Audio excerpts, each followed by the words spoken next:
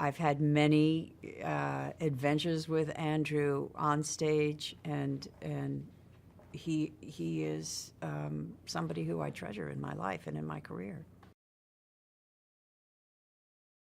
I stepped out on the first time on stage in Los Angeles. It was the first American production, and at the time I was still learning how to sing.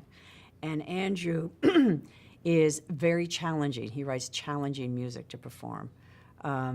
And you have to have real technical knowledge to really put it over the way it should be put over. And I had a long way to go. So for me, I went out thinking of the big songs as monologues. That is the only way I could have gotten through them. If I thought to myself, I'm going to be singing out there, that was too daunting. So I just went out thinking of the character, thinking of what she was saying.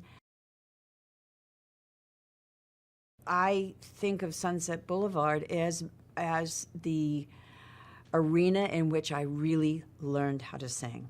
And if it wasn't for the great challenge and beauty of Andrew's score, it would have been a rugged proposition. But it was such a joy and such a challenge that it has been an amazing journey for me. I think in many ways, the last iteration that we did, we did a revival, first in London and here on Broadway. I think it was one of the highlights of my career. I feel I haven't peaked yet, so I don't know what the highlight of my career is going to be. But I've never, certainly in theater, been so overwhelmed by the reaction and the response from an audience. Wow. Every single night. It was phenomenal.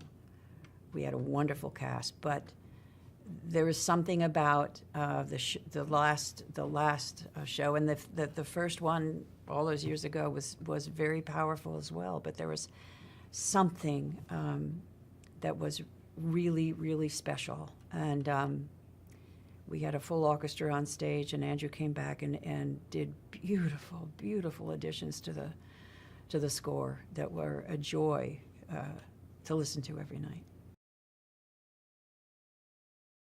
Andrew has a fantastic sense of humor. He can be incredibly self-deprecating, and he's brilliant, and he's brilliant on a lot of subjects. He's had a passion for architecture his whole life. He has had a passion when it was way out of favor, but he has one of the world's most extraordinary collection of Victorian art. And to see the art that he's surrounded himself with is, it's kind of life-changing, because there's some of those pictures that they're portraits that still kind of haunt me. It's very powerful. And then, of course, it's his great gift. He's a genius. That's, I'm lucky to know a bona fide genius and to have had the privilege of working with him. Words to describe his music: emotional. I think his music has the ability to connect emotionally with an audience, and to me, that's the most important aspect of anything in the performing arts. An audience wants to be moved. An audience wants to feel connected, and I think his music does that. I also think his music stays in your head. He has unforgettable tunes. I think the arts thrive when there's something that gets people riled up. It's a great area in